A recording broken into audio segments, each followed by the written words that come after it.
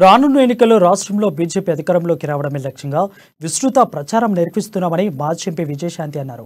కూకట్పల్లి నియోజకవర్గంలోని బీజేపీని బలోపేతం చేయడమే కాకుండా విస్తృత స్థాయిలో బీజేపీకి ప్రచారం కల్పించేందుకు ఫతేనగర్ డివిజన్ నుంచి వాల్ రైటింగ్స్ చేపట్టామని తెలిపారు.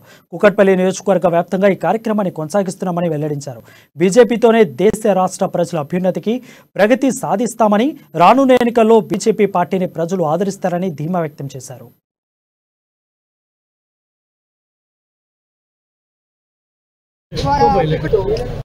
కార్యక్రమం చేయడం జరిగింది.